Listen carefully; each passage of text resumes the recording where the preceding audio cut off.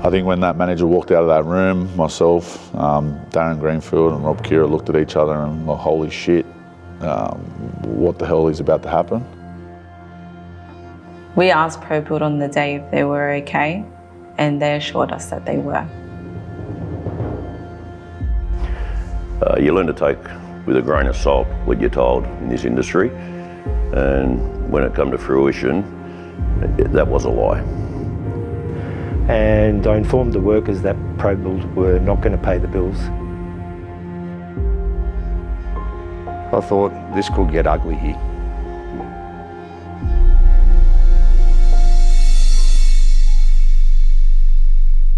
When you hear whispers the way we were, you start to, through experience, understand there is a problem there. There's something happening. We actually had a meeting for a different reason with a guy from ProBuild the day before it broke, and he said to us, look, we had a hookup last night with the board in South Africa, and they're making a call on whether they want to keep operating in Australia. And he said, yeah, it doesn't look good. And we just went, oh no, but there's not much you can sort of do until. So then I had the meeting that night, woke up the next day, and it was administrator in. Thousands of tradies are in limbo tonight. Tradies found themselves locked out of work sites this morning. ProBuild has blamed soaring prices and COVID lockdowns for its financial downfall. Many subcontractors unpaid and owed thousands of dollars now, with a bit of an uncertain future about whether they'll see any of that money. A couple of updates for you. I remember coming in that morning and hearing that news, and we were just blown away. Yeah, it's hard to put into words what that actually felt like, because your mind turns to all your members and their families and their children. All of a sudden, people's livelihoods are out the window.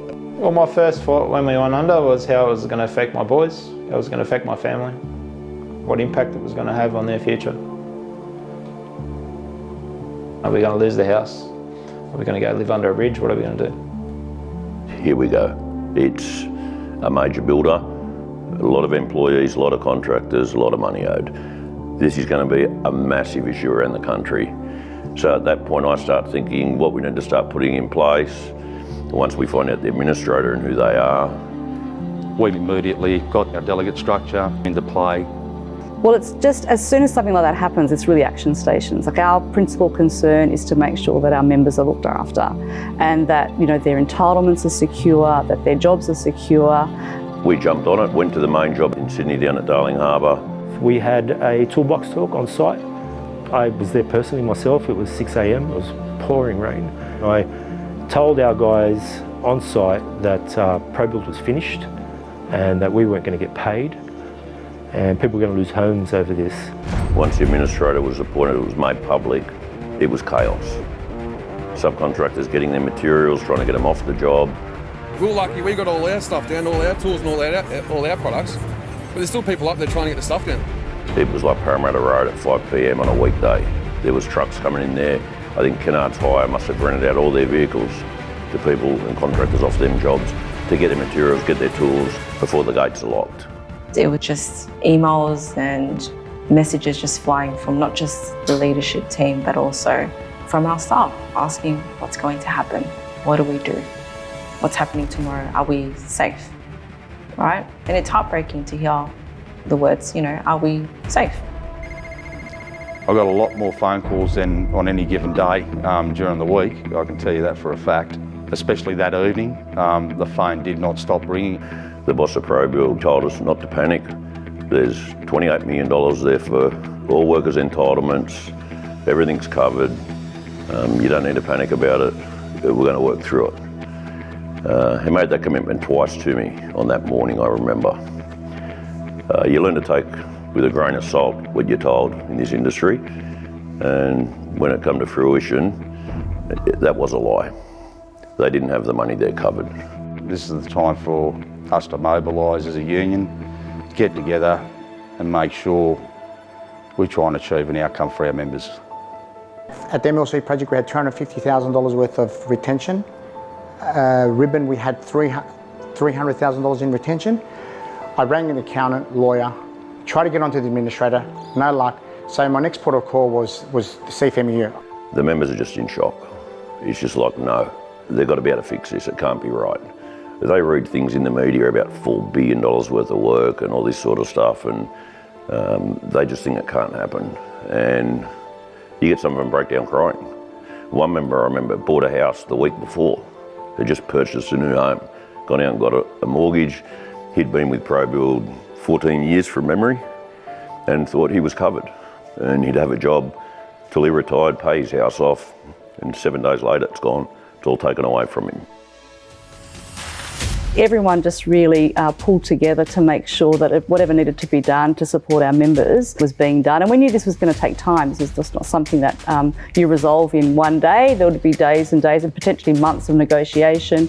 Yeah, we pretty quickly made the decision that the buck stops with the developer. They'll be who we're going to be approaching to pick up the pieces. Sometimes that's an easy process, and sometimes it can be a pretty lengthy, drawn-out process. I got a phone call from a couple of contractors off one of the projects to say the developer was ringing them direct to get them back to work, to try and get them back without any offer of money or recovering anything they were owed. Got on the phone to the developer, called them into my office and said, it stops here. We'll sit at the table and we'll go through this, we'll negotiate through it. You are not going to apply pressure to our contractors to give away money for work they've done. You can't be out of cash flow for months on end and expect a business to survive. It's impossible. Developers just say, nah, we're not sitting down. We're not talking about what money's owed. We'll talk about going forward, that's all. Our subcontractors were not able to sustain a hit of 3 months of not being paid. And then the next step would be from a developer to say, well, if you don't agree to that, we'll just get another contractor to come in and do your work. We would not allow that to happen. The developer's the one that makes the big profits in our industry. We are going to hold them accountable, and whatever shortfall for our members will be paid. So I've got to say, in this case, there's a bit of argy-bargy and a bit of button heads with the developers, but they understood after a number of meetings, people aren't working for free in our industry. The developer phrases didn't see it from our point of view. So unfortunately, we had to start a picket line out at Macquarie Park. That peaceful protest was going to keep going until we got firm commitments from the developer in respect to payments. Fortunately, it only took a month, and basically our members walked away with every single cent. They played a key role in the negotiations. They made sure that we didn't have to wait until the end of the administration. So oftentimes what happens is you won't get paid until they resolve everything. You just go back to work and wait for a year, 2 years for you to be paid. Once Darren obviously met up with the administrator, he came back and said to me, Con, the retentions are in the trust. So that just put a lot of pressure off me, because I started to work backwards and realised how much money was in retention, and realised I could start paying the major key suppliers back and all the subcontractors and all my workers. Without the union support, we wouldn't be where we are now.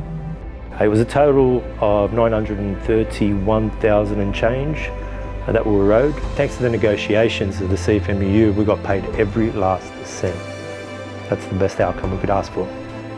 There's some very happy members out there, and in particular very happy owners of companies who, I think, without the CFMEU there, they wouldn't have survived. They would be gone. To be brutally honest, it will happen again. As night follows day, ProBuild wasn't the first, and it won't be the last. Potential members or people hesitant to join the union should probably think about where they would go if they found themselves in this position, and the only place you can go is to the CFMEU. It really did bring a lump to my throat, seeing those workers and how happy they were, with the union, and without the union, they wouldn't have got anything.